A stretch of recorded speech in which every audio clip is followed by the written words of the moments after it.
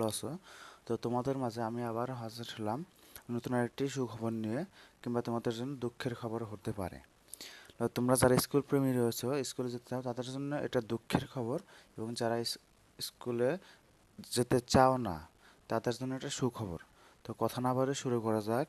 যে তোমরা জানো যে তোমাদের প্রচণ্ড তাপাদেহের কারণে স্কুল আরও 7 দিন বন্ধ দেওয়া হয়েছিল।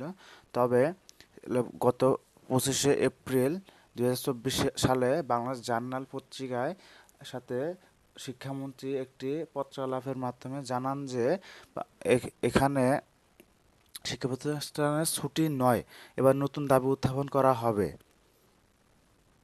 শিক্ষা প্রতিষ্ঠানের ছুটি নয়, এবার নতুন দাবি অভিভাবক ফোরামের মাধ্যমে অভিভাবক ফোরাম নামে একটি সংগঠন রয়েছে, এখান থেকে নতুন দাবি করা হয়েছে।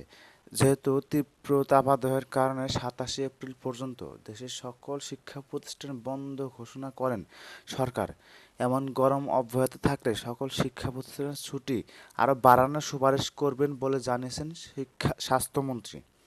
তবে এ অবস্থায় শিক্ষা প্রতিষ্ঠান আর বন্ধ না রেখে নতুন এক দাবি জানিয়েছে অভিভাবক ঐক্য ফোরাম। অর্থাৎ নতুনভাবে শিক্ষা আরও বন্ধ দেওয়ার সম্ভাবনা রয়েছে। এর বিপরীতে রয়েছে অভিভাবক ঐক্য ফোরাম। অর্থাৎ আজ মঙ্গলবার 23শে এপ্রিল অভিভাবক ঐক্য ফোরামের সভাপতি বীর মুক্তিযোদ্ধা জিয়াউল কবির দুলুর সই করা এক বিবৃতিতে নতুন দাবি তুলে ধরা হয়। ওই বিবৃতিতে বলা হয়, সারা দেশে তীব্র তাপপ্রবাহ বয়ে যাওয়ায় এবং সরকার হিট অ্যালার্ট জারি করায় দেশের সব স্কুল, কলেজ ও মাদ্রাসা 7 দিনের জন্য বন্ধ করার দাবি জানায় অভিভাবক ঐক্য ফোরাম। এ দাবির প্রেক্ষিতে সরকার 27শে এপ্রিল পর্যন্ত সব স্কুল, কলেজ ও মাদ্রাসা বন্ধ করে দেয়। কিন্তু আবার কোথাও কোথাও অতি তীব্র তাপপ্রবাহ বহমান থাকায় স্বাস্থ্য মন্ত্রণালয় আরও 1 সপ্তাহ শিক্ষা প্রতিষ্ঠান বন্ধ রাখার পরামর্শ দিয়েছেন। এ অবস্থার প্রেক্ষিতে অভিভাবকরা শিক্ষার্থীদের স্বাস্থ্য সুরক্ষায় বিবেচনায় এবং হিট স্ট্রোক থেকে রক্ষা পেতে অনলাইনের মাধ্যমে শিক্ষা কার্যক্রম পরিচালনার পরামর্শ দিচ্ছেন তারা।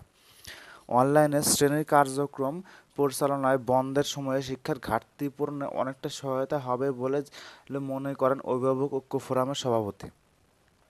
যেহেতু তোমাদের রমজান, ঈদ ও নববর্ষের ছুটি শেষে গত 21শে এপ্রিল খোলার কথা ছিল শিক্ষা প্রতিষ্ঠান, কিন্তু অতিরিক্ত তাপপ্রবাহের কারণে গত 20শে এপ্রিল ঘোষণা আসে শিক্ষার্থীদের স্বাস্থ্য সুরক্ষার জন্য আরও ছুটি বাড়ানো হলো এবং ছুটি শেষে স্কুল খোলা হবে 28শে এপ্রিল।